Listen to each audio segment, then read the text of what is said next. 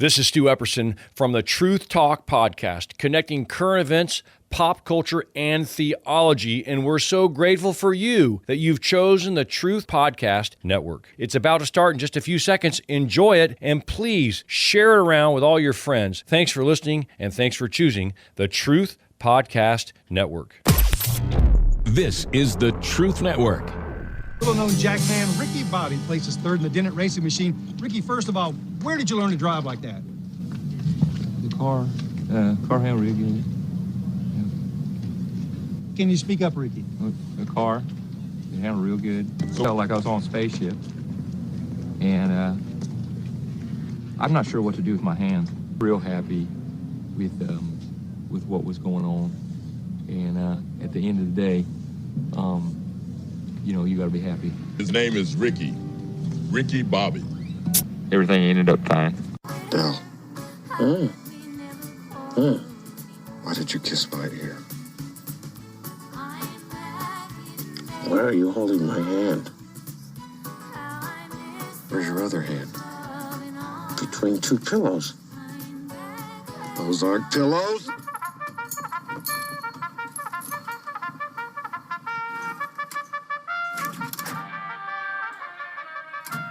Will you turn that disrespectful junk off? Respect the classics, man. It's Hendrix. Attention! Kiss the pavement goodbye, gentlemen. When I'm finished with you, you'll have mud in places you didn't know you had. Yo, I've never been off-road.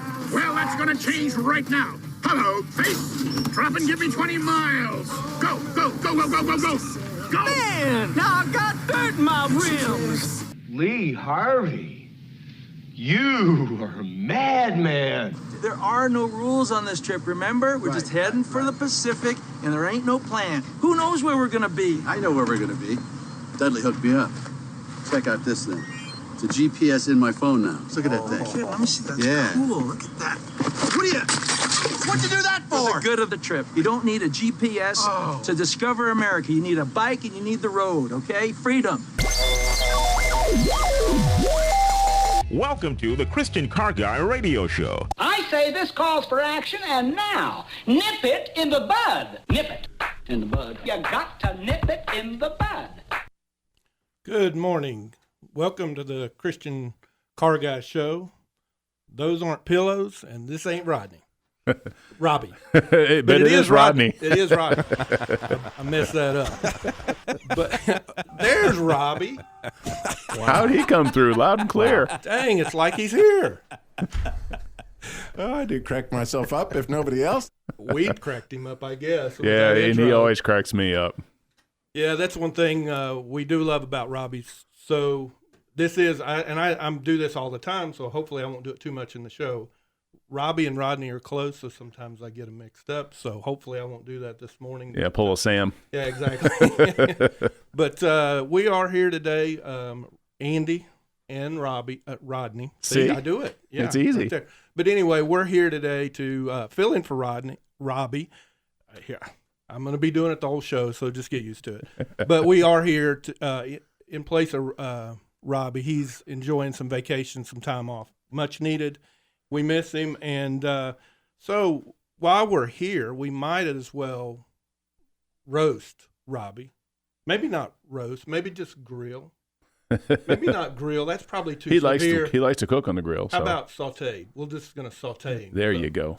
So we'll be bringing up some interesting stories about him. He's been a blessing to both myself and Rodney and the whole Masculine Journey team.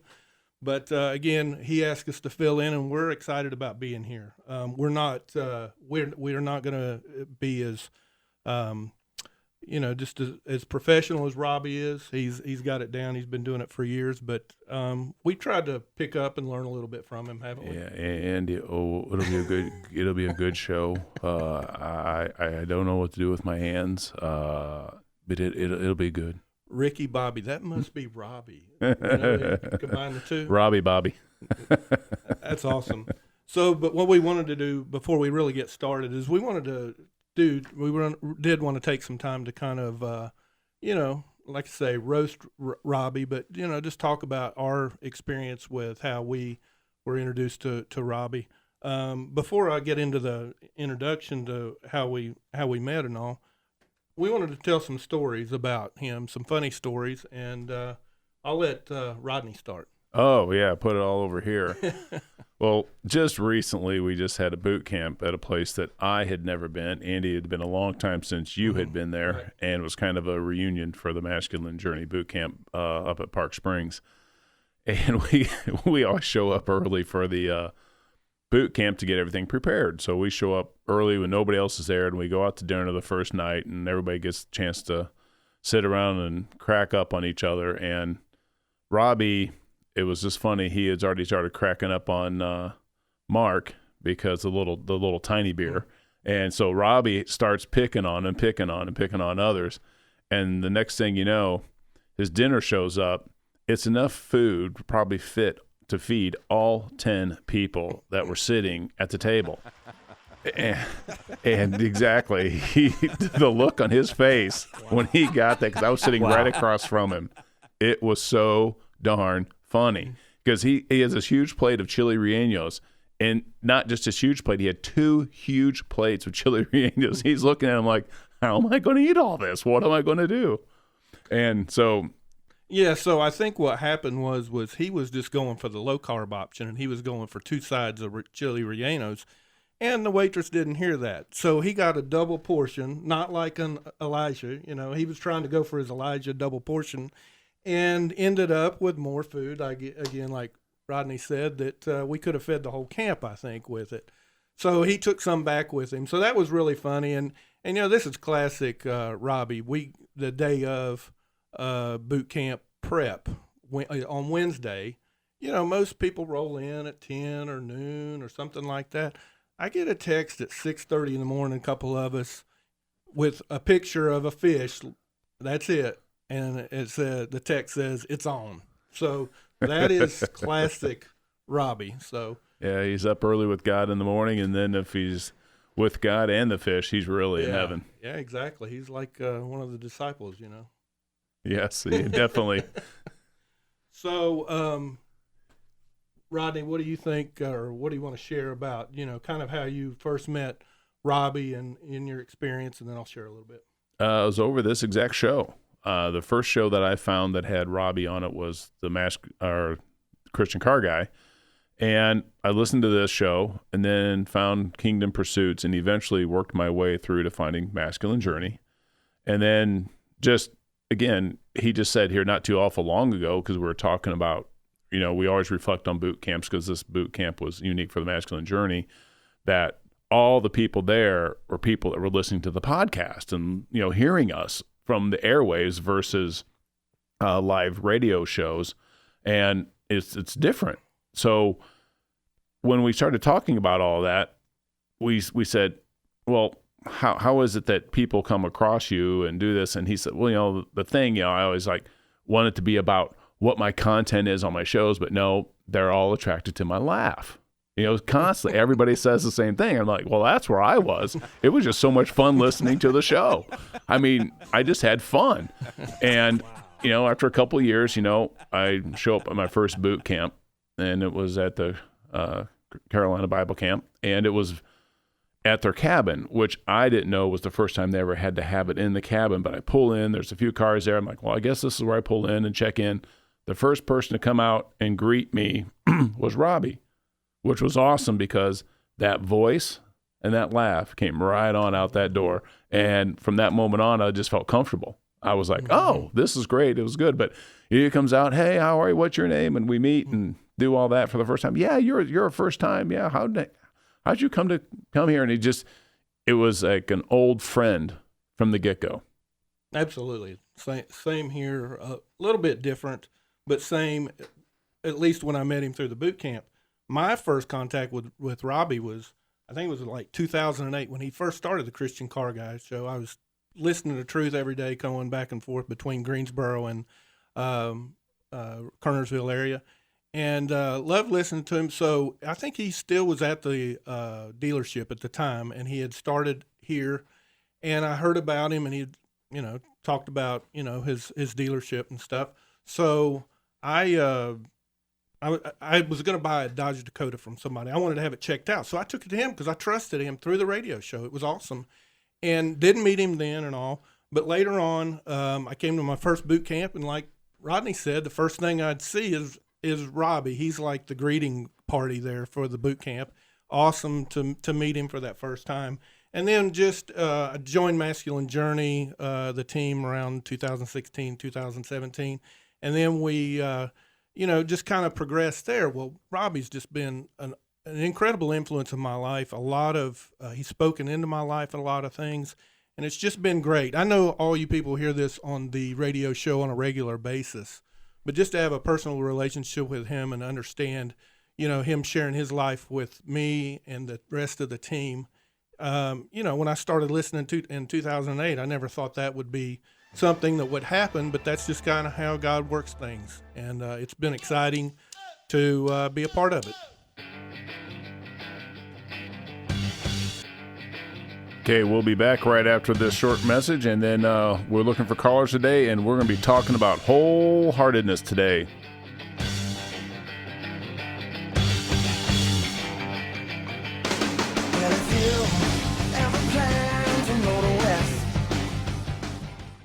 You're listening to the Truth Network and truthnetwork.com.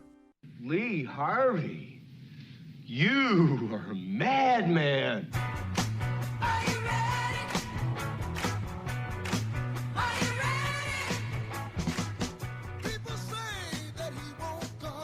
Welcome back to the Christian Car Guy Show.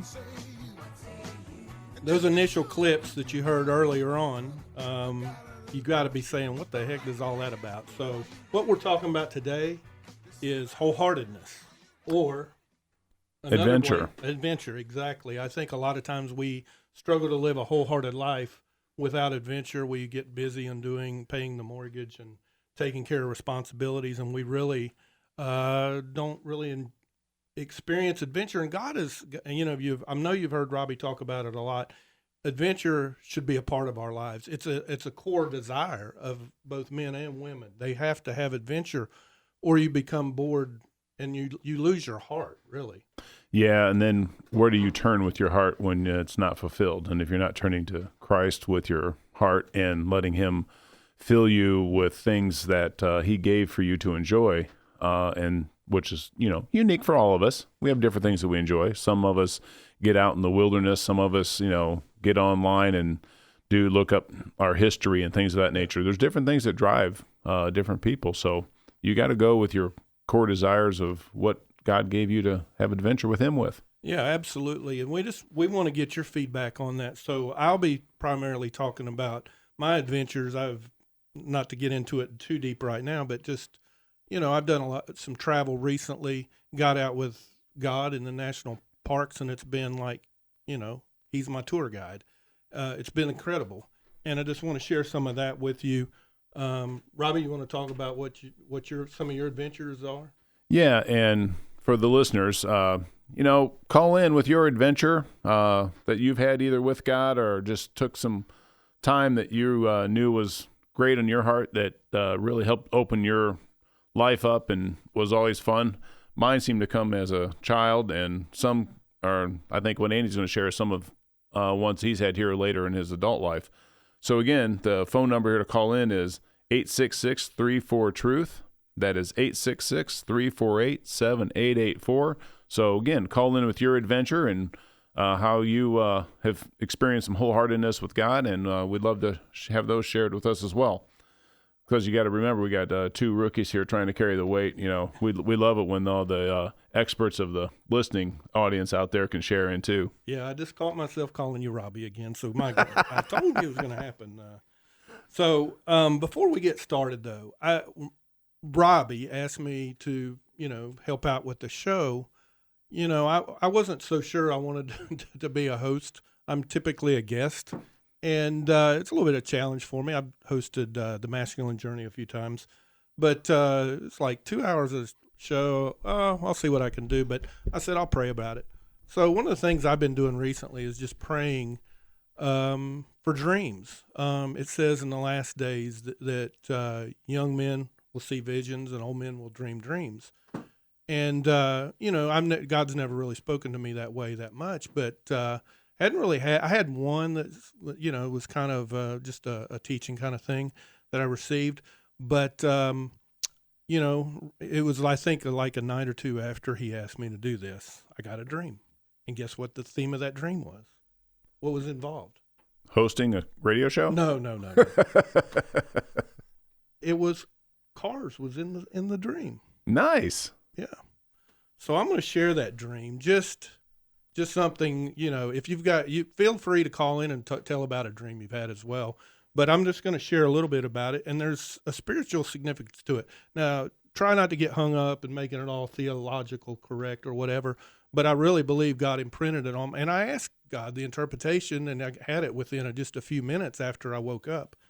But essentially what happened was I was this dream, I started out, I was in this like new Mustang, I guess, or some kind of sports car. Didn't get the detail, but it was really nice, and I was feeling good. And it's like, man, this is driving along, and this was cool. And then on the side of the road, I came up, and there's this similar car, Mustang or whatever, sports car, and it didn't look so good.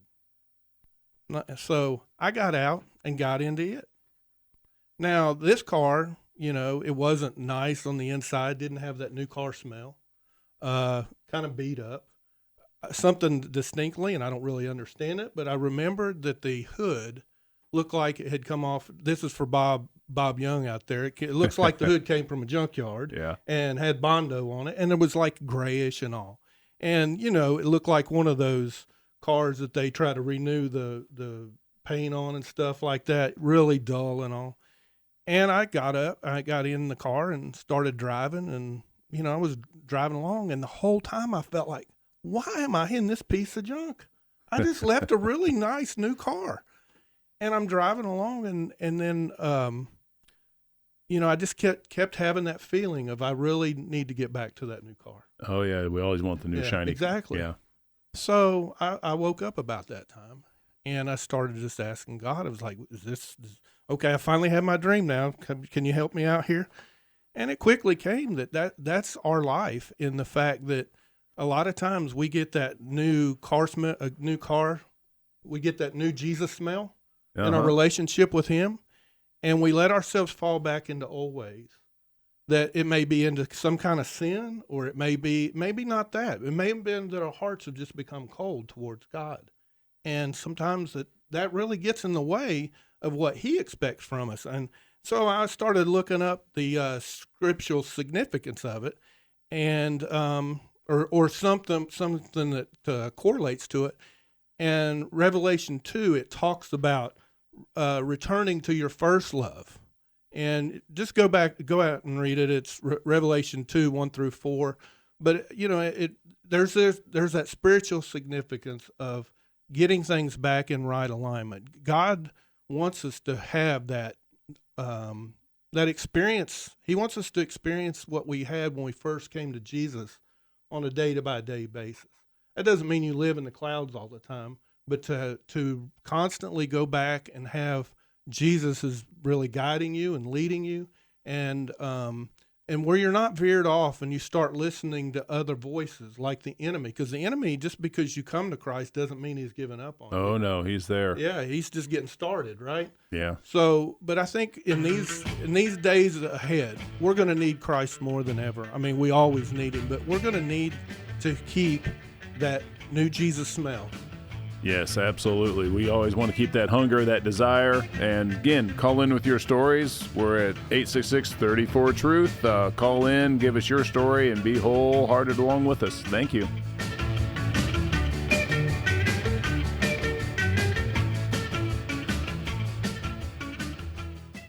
You're listening to the Truth Network and truthnetwork.com.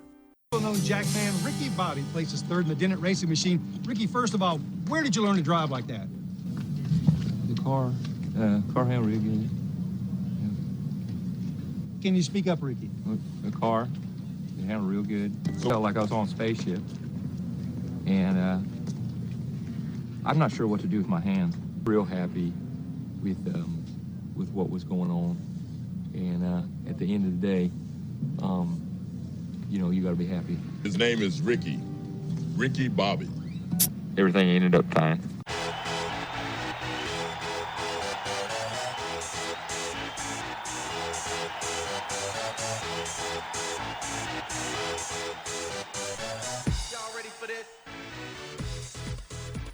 Hey, Truth Network listeners. We got so much truth coming at you all day. Just want to remind you, this afternoon at 1 p.m. is The Cure with Amy Cabo. That's another live call-in program, so make sure you listen and call in to Amy this afternoon. That will be Amy Cabo with The Cure this afternoon at 1 Eastern on the Truth Network. And also for as far as my story of adventure, mine a lot came when it was cold out, and it wasn't as much in cars as much as it was on snowmobiles. My father first purchased a snowmobile in like mid-70s, and he would ride and I'd ride a little bit, but boy, as a kid getting on a snowmobile was incredible. They weren't built quite as well and as fast as they are today, but they were still an awful lot of fun.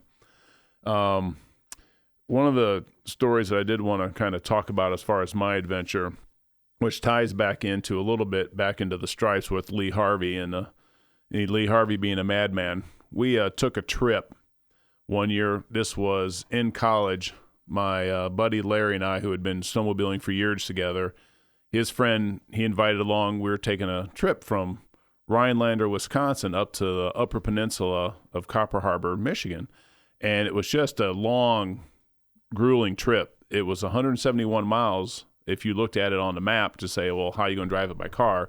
It's much longer by snowmobile because you don't ever get to go straight for very long.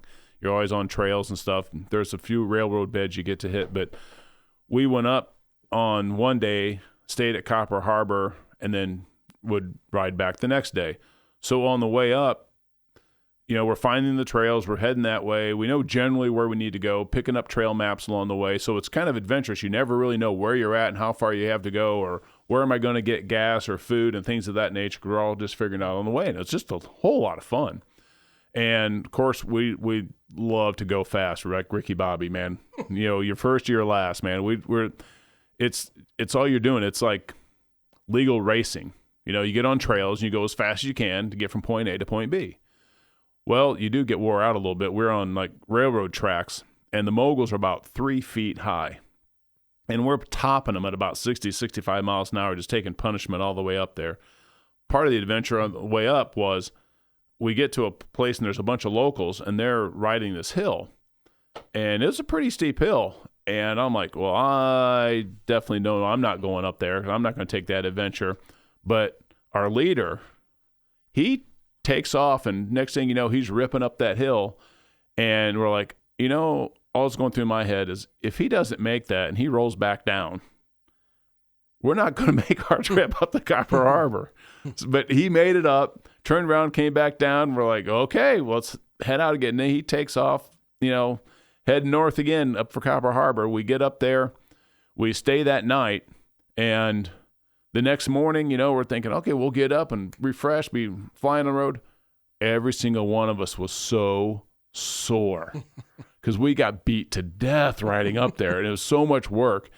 We're coming out, and I'm just lazy. I'm just like, oh my gosh, trying to get everything warmed up again because it's cold out. You're just getting back on your snowmobile. You're heading south again, and we weren't 30 minutes into our trip back. And I took a very lazy turn. I'm just sitting very lazily. My legs are kind of hanging out. I smacked my left knee on a tree at probably like 30 mile an hour or something like that. And oh my gosh, did it hurt. So I had that pain the whole way back. Yeah, thanks for laughing at me, Robby. Really appreciate it. But he's not the only one. Yeah, I know. So I get that on the way back. But it was just the whole way back that every time we'd stop, we're just like, you sore? Yeah, I'm sore. You sore? Yeah, I'm sore. It just constantly the whole way back, just aching and groaning. But it was just a great time for three guys to just get out and go do something where you didn't really know. You knew where you were going to end up, but you just kind of were feeling it out the whole way. And it was just a great time of guys to get out in nature and go have a trip. The things you do for adventure and wholeheartedness, right? Oh man! But I tell you, my sacrifice your body to get it. Even though my knee was throbbing, my heart was too. Absolutely cool. Awesome story, Rodney. We have Sarah Linda, I believe, on the line. Is that correct? Yeah, that's Sarah Linda. Oh yeah, Sarah Linda. Yeah, that's me. Sorry, I put a little Latin spin to it. Go right ahead. Yeah. Yeah. Well, anyway, I speaking about that dream, and it was very interesting because I've called you before. Again, anyway, I miss the guy that Robby laughs so well. But you all have a good laugh too, and that accent is marvelous. It's wonderful. Well, I've worked a long time on mine. I don't know about you, yeah, you Rodney. did a good job. Well, speaking about the car, the old car. Mm-hmm. You did. Your dream had it was a new car, but in bad shape. Well, I was when I was 6.5 years old, I was in bad shape. I'm a 1927 Model T. Oh, nice. Okay, but it was not in good shape, and then I got a new. I think it was an 8-cylinder, or maybe really hopped up cylinder when I was 6.5, and the Lord came into my life. Amen. And and He's been there, and then there's been a lot of things going on along the way that's happened to the 1927 model, Mm-hmm. and now it's been on the road, and has had to have some appliances help it out, but I've been on the road 87 years, Amen. And with that good motor inside, all the cylinders, but outside when you get to be my age, you've got to be really careful with that old chassis. I understand. But you got to do, just laugh and enjoy and know that God is there with you, helping you, and He's more than ever been. Well, my husband of 70 years went home 3 years ago, and he's got his spirit and soul are right there, fully brand. That wonderful young man that I married. He's there, but I'm still in this old chassis. But it's going to be changed, and that's okay. I'll have a brand new, like mint condition in not too long. Isn't that a blessing? I love it.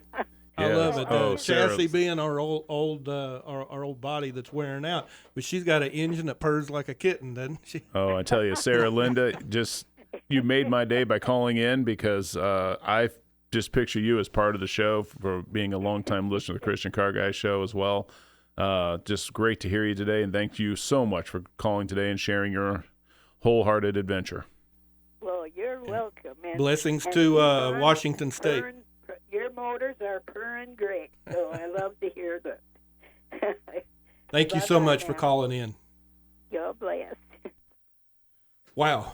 How do you follow up with that? So I guess need to jump on my adventure story, and we're running short on time, so I'll try to abbreviate it a little bit. But, a few years back, life had, beat me up a little bit and stuff, and I felt the need to get more adventurized. And one of the things I did was I bought a Jeep. I feel like that's one of the better adventure vehicles out there. And I've had a blast in it, but it's also kind of opened me up to looking for opportunities to really to go out there and have some fun whenever I'm traveling. I'm in a cybersecurity job that I travel quite a bit. Ended up going out west quite a few times and hit national parks when I do it. This last time I went out was right before COVID hit, and I was able to go to Yosemite and then go to Moab in Utah. And I absolutely had a blast. I ended up, just briefly, we'll talk more after the break, but what was really cool about it was whenever I went to Moab, I went out on this trail called the Schaefer Canyon Trail. And it was just an awesome time that I had, and I'll talk more about that when we come back from the break. And again, call in with your stories of wholehearted adventure at 866-34-TRUTH.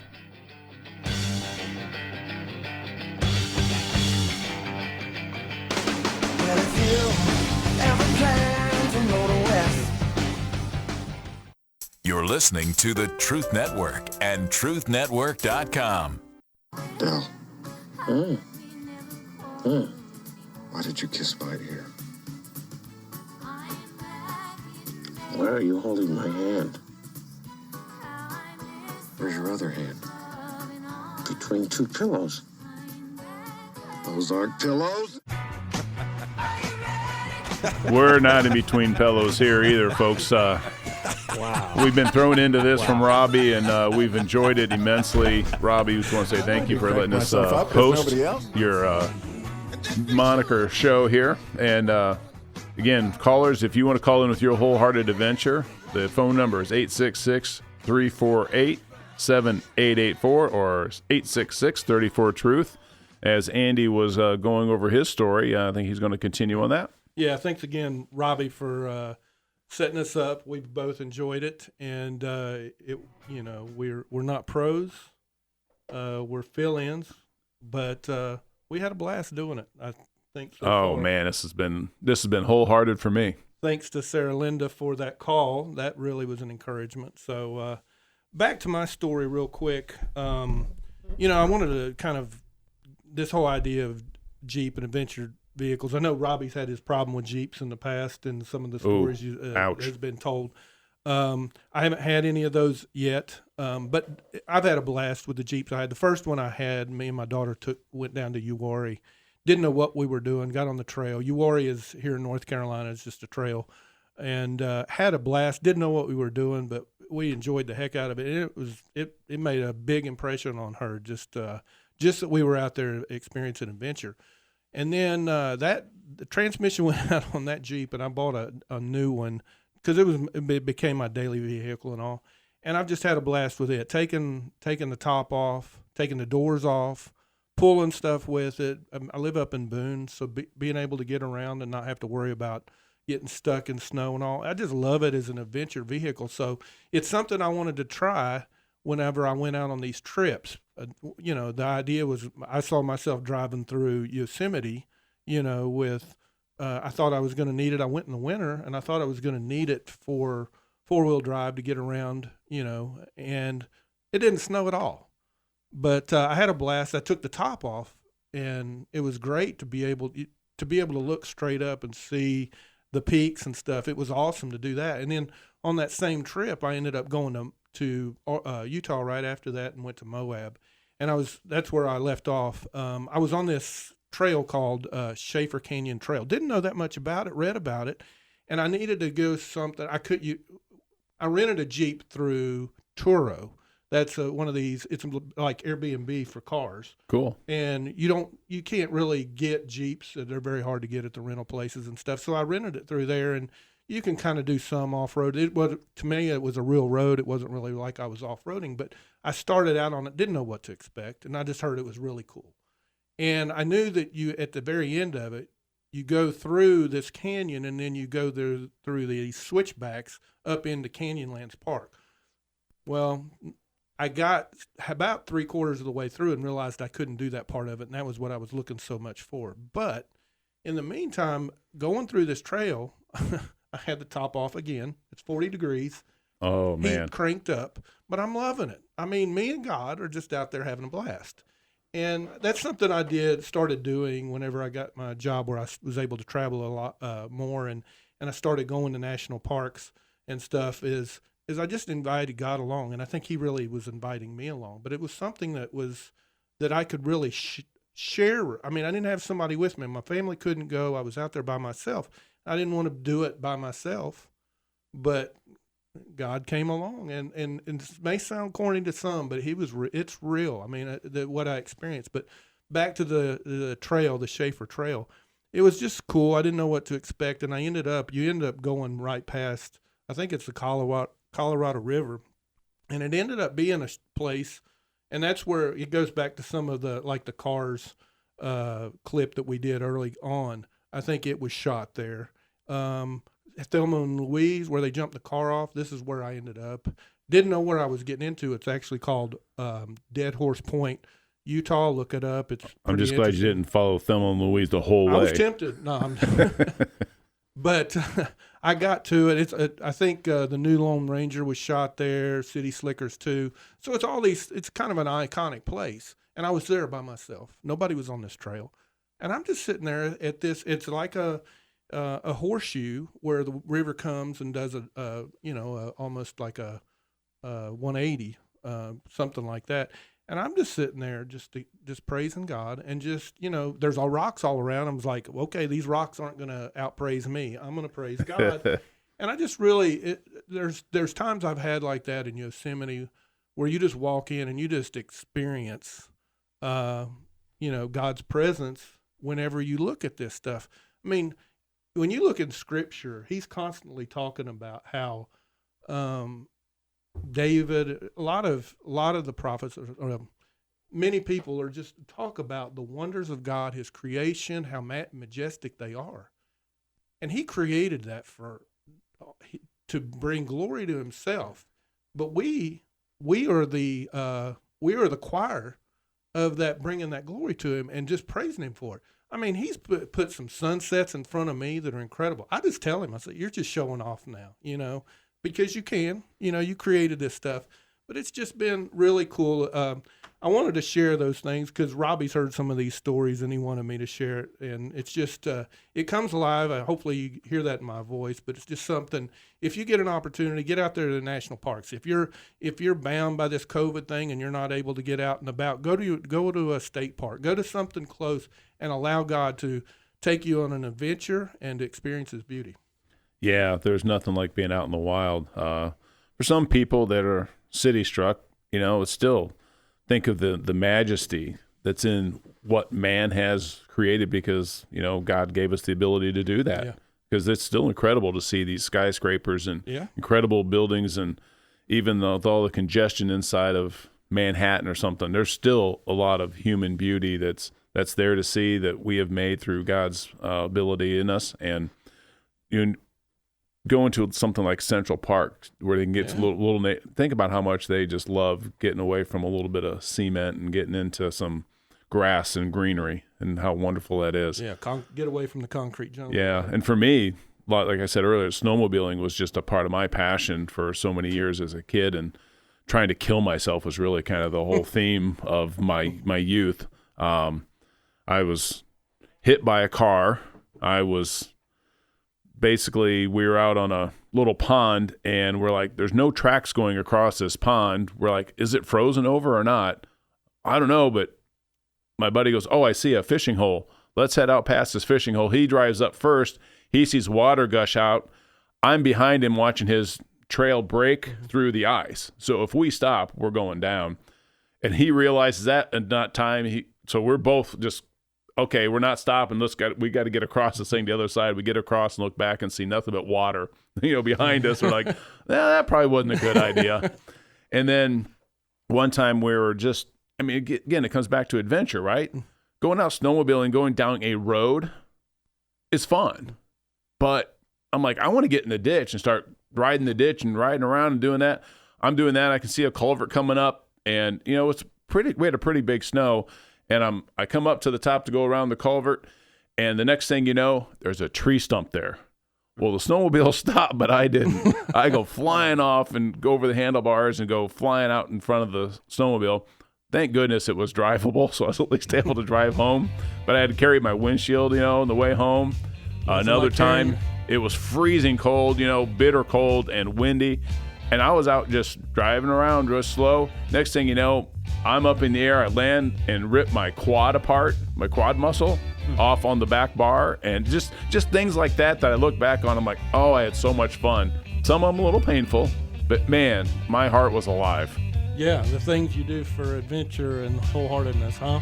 Man, I'm telling you, and folks, just go experience it with God. It makes it even more refreshing and more rewarding to go experience it with him like Andy's been doing. As Sarah Linda says, you're going to get a new chassis, man. Yeah, you can tear this one all up. You're going to get a new one. Absolutely. Thank you for being with us today. We've had a blast. Hope you have as well. Looking forward to next week, Robby being back in the seat and the pressure will be off. But we hope you have a blessed week. Think about those things. Think about keeping that. You're listening to the Truth Network and truthnetwork.com.